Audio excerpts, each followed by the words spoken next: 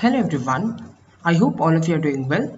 So today in this lesson, we are going to look at the policies to solve the problems in the industrial sector, because in the previous few videos we have seen about the key challenges in the industrial sector. In this we are going to look at what were the initiatives which were taken by government to solve the problems of industrial sector. The first scheme would be Government e-Marketplace. The Government e-Marketplace, popularly known as GEM platform. Now, this is an online platform or a national public procurement platform, whereas procurement of goods and services is done by various departments and ministries of the government. Thus, the technology has been used to remove the entry barriers for sellers, and it has created a vibrant e-marketplace with a wide range of goods and services. So a GEM or a government e-marketplace is a national public procurement platform which has been launched by Ministry of Commerce and Industries. Now this was launched in the year 2016, and presently it has more than 15 lakh products, more than 20,000 services, and more than 40,000 government buyer organizations. So under the GEM platform, bidding is done. Government uploads the required quantities of goods and services, and bidding is done online. So it has ensured transparency. The aim of the GEM platform is to ensure transparency, efficiency, and speed in public procurement, because earlier public procurement there were many issues, like it took too much time for the procurement, there were issues regarding the cost, etc. The GEM platform ensures that bidding is competitive. Under the GEM platform, certain provisions have been made so that empowerment of women MSME can be made.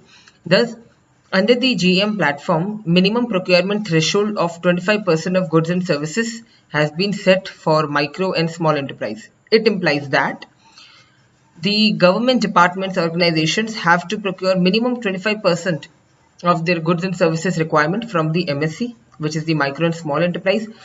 Within these, 25% reservation is given for the MSC, which are headed by women and by the backward classes.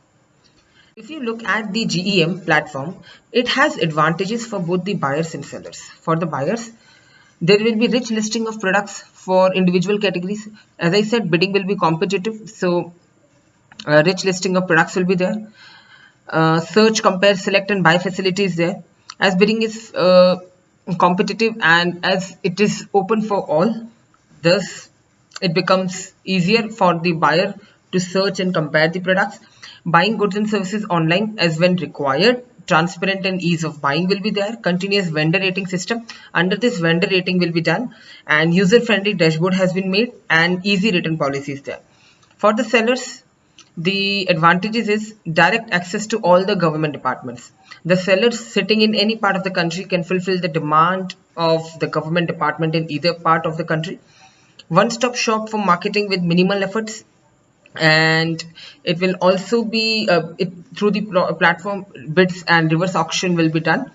New product suggestion facility is also available to the sellers. Dynamic pricing, it implies that price can be changed based on market conditions, and so updating can be done of the prices. Seller friendly dashboard has been made, and uniform purchase procedure is there for all the sellers. So under the GEM platform, the aim has been to give boost to the domestic manufacturing sector and to give preference to domestic sellers. Now let us look at policy, which is scheme of fund for regeneration of traditional industry. This scheme was launched in the year 2005 by Ministry of Micro, Small and Medium Enterprises with a view to promote cluster development. Cluster development means you take a group of producers and form a cluster and then promote the development of that cluster. When cluster development this approach is adopted, economies of scale is attained. The aim of the scheme is to tap the e-commerce platform as a major marketing channel, given the outreach and the penetration of the e-commerce market, which can be a major platform for marketing of the products. Second is to equip traditional artisans of the clusters and to improve their skills and capabilities by providing them required training, certification, and exposure visits.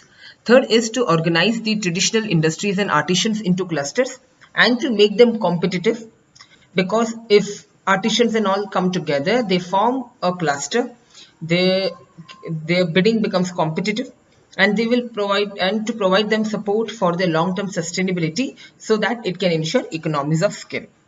Similarly, happens in case of farmers, because in the agriculture sector we have farmer producer organization FPO, where the aim is to ensure economies of scale and to form cluster of farmers so that their bargaining power can improve. Similarly, under the Spurti scheme, the aim is to ensure that bargaining power improves and they get correct prices. And the last aim is to build innovative and traditional to build up innovative and traditional skills, improve technologies, advanced processes, market intelligence, and new models of public-private partnership. So, inculcating the PPP in the traditional industries.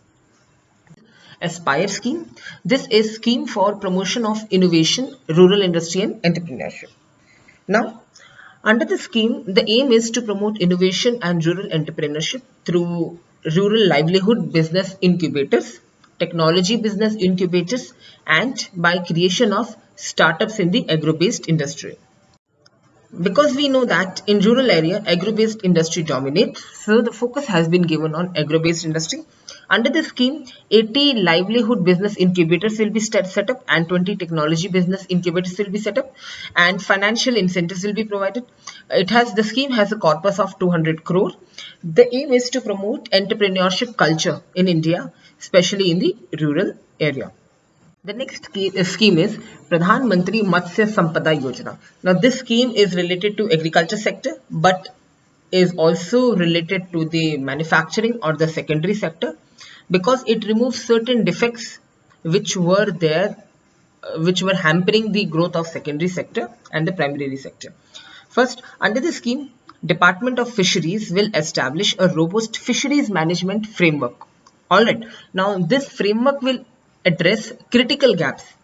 These critical gaps are like the value chain, infrastructure deficiency, then modernization issues. When these critical gaps will be addressed, the growth will be ensured. Thus, the scheme will strengthen the value chain, which includes the infrastructure development, modernization, traceability, production, productivity, post-harvest management. Because in the previous few videos, we have seen that post-harvest losses are close to lakh crore. It is close to 96,000 to 97,000 crore. Thus, it becomes an essential thing. And quality control. The quality control is very, very essential in case of exports as well as imports, because in exports there is a criteria of fulfilling the sanitary and phytosanitary measures. About the sanitary and phytosanitary measures, we have already covered this under the trade video, World Trade Organization. We have covered that, or in the international trade. The next is the entrepreneurial and managerial development of SMEs through incubators. This scheme also aims to give boost to the entrepreneurial activity in India, especially in the tier 2, tier 3 cities. Under this scheme, early stage funding will be provided to nurture innovative business ideas like indigenous technology, products, processes, etc., which can be commercialized in a year. Okay. Now, the scheme will provide financial assistance for setting up of business incubators, like the incentive will be provided for trainings, for setting up of required infrastructure, etc. But the maximum ceiling per incubator or per business incubator is 62.5 lakh. So this is the scheme. This is about the entrepreneurial development scheme, and the previous scheme we also saw aimed at increasing the entrepreneurial activity in the country. Let us look at a few practice questions. Question first is, consider the following statement about the Spurti scheme. This scheme we have already covered. Now the option first is, it was launched in 2015 for boosting development of MSME sector, and option second, it aims at tapping the e-commerce as a major marketing channel and to achieve economies of scale. Here the correct option will be option A, So option second will be right. And thus here, because option 1 is wrong, that it was launched in 2015. No, it was launched in 2005. Okay, it was launched in 2005. It was not launched in 2015. And option second is right, that it aims at tapping the e-commerce as a major marketing channel. So here the correct answer will be option A. Thank you.